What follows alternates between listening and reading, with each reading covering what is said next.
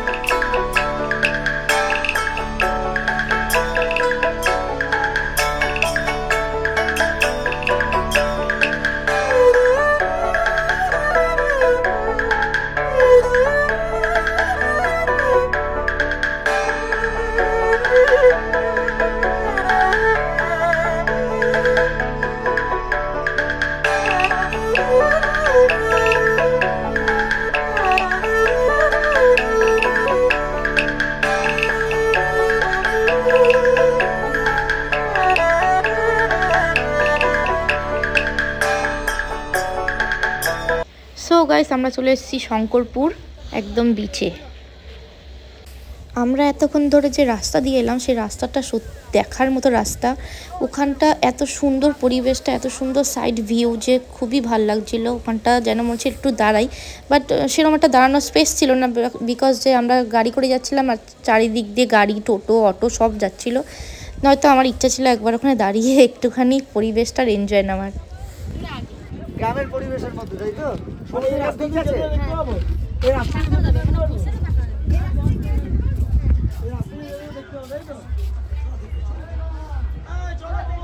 যাচ্ছি।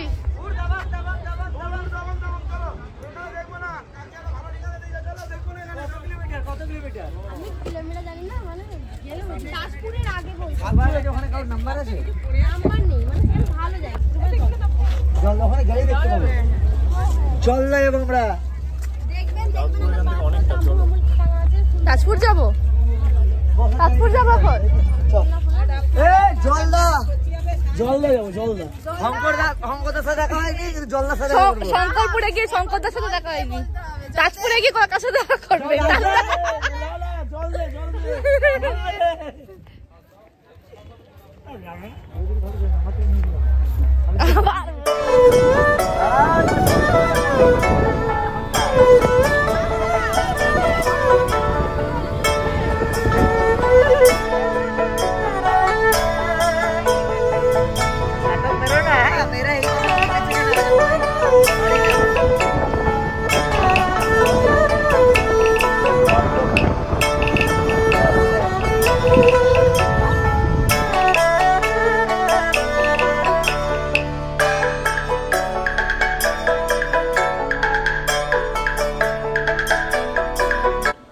So guys, আমরা উদয়পুর পৌঁছে গেছি। দেখো জায়গাটা খুবই দারুণ, হেভি জায়গা পুরো। কিছুটা না, এটা উদয়পুরের মতো প্লেসটা।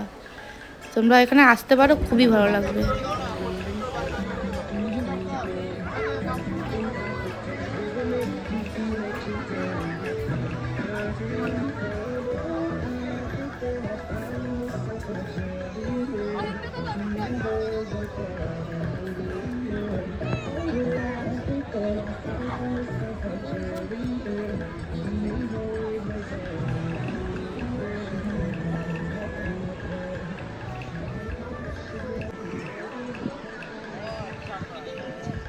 হ্যালো, এখন আমরা চলে এসেছি তাজপুর। সো আমরা এখানে এসেছি আসলে লাল কাঁকড়া দেখতে, বাট এখানে লাল কাঁকড়া দেখতে পাইনি। বাট এই জায়গাটা পুরোপুরি উদয়পুরের মতো, বাট হেভি সুন্দর জায়গা, হেভি দারুণ জায়গা।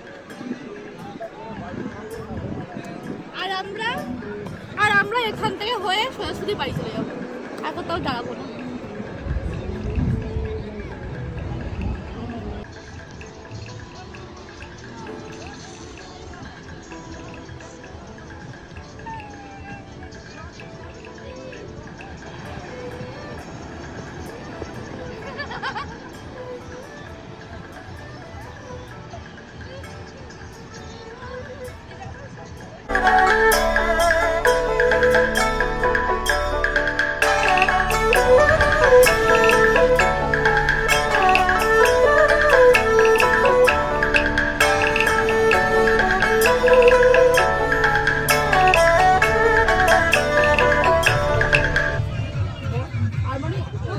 আমরা কি করি, আমি যেভাবে করে পারিছি ধর আকাশের গ্রীষ্মের দুপুর, একটা শীতের সকাল, একটা বিজ্ঞান পরিবেশের ওপর শরীরচর্চার উপকারিতা। তো এখন এসছি এখানে আমরা লাঞ্চ করতে, তো এখানে লাঞ্চ করি আমরা, মানে একদম অস্ত যাবে সূর্যের, আর আমরা এখান থেকে বেরিয়ে যাব। আর এখানে জায়গাটা দেখো, এই যে দোলনাগুলো আছে, আমরা দোলনা খাচ্ছি এখানে বসে আর সানসেটের মজা নিচ্ছি। সো গাইস, আমাদের খাওয়া দাওয়া কমপ্লিট, আর এখান থেকে এবার বেরিয়ে যাচ্ছি তাজপুর থেকে। খাওয়া দাওয়া করে এবার আমরা বাড়ির দিকে রওনা দেবো। তো চলো, এইদিকে দেখো গাড়ি আটকে গেছে বালিতে।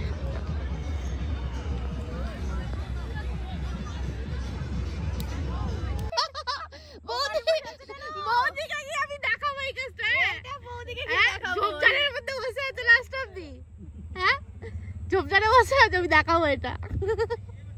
তুই তো বলে গেল